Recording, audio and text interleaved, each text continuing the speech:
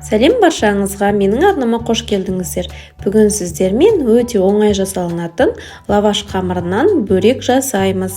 Ірімшік қосып жасаймыз, өте дәмді болып шығады, тез дайын болады. Видеоның соңына дейін қарап, менің арнама тіркеліп, лайк басып, қоңыраушаны басып кетуді ұмытпаңыздар. Менің арнамда өте оңай рецепттер бар. Ең алдымен ірімшікті үкіштен өткізіп аламыз. Ірімшіктің сапалы түрін пайдалансаңыздар, бөректеріңіз өте дәмді болып шығады. Мен комо ірімшігін пайдаланамын. Оның үстіне сүзбені саламыз. Сүзбе кез келген дүкендегі, қолдығы барлығы жарайды. Үстіне аздап укроп қосамыз. Барлығын жақсылап, шаншқымен араластырып аламыз.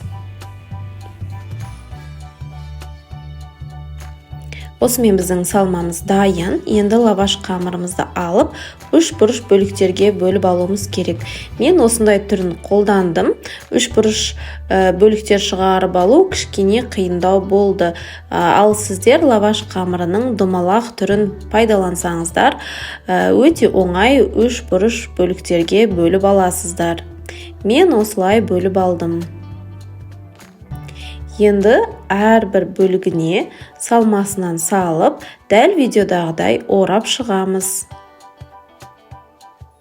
Жақсылап ораймыз, шетін аздап сулап, жабыстырып аламыз. Егер сулап жабыстырмасақ, қуырып жатқан кезде ол ашылып кетуі мүмкін, сондықтан дәл осылай жабыстырып аламыз. Барлығын осылай түйіп шығамыз. Достар, менің арнамда өте қызықты оңай рецепттер бар. Сіздерге қызық болса, маған тіркеліп алыңыздар. Енді табамызға аздап май құйып қыздырып аламыз. Қызған отта лаваш бөректерімізді салып, екі шетін қызартырып қуырып аламыз. Отын орта отқа қоямыз. Қатты отта қуырсаңыздар, шеті ашылып кетуі мүмкін, сондықтан орташа отта дәл осылай қызартырып қуырып аламыз. Ыстық кезінде өте дәмді болады. Балаларыңызға, отбасыларыңызға ұнайды деп ойлаймын. Міне қазір ішін көрсетемін. Комо сырымен жасасаңыздар, дәл осылай созылып шығады. Өте дәмді болады. Менің арнама тіркеліп, лайк басып кетуді ұмытпаңыздар.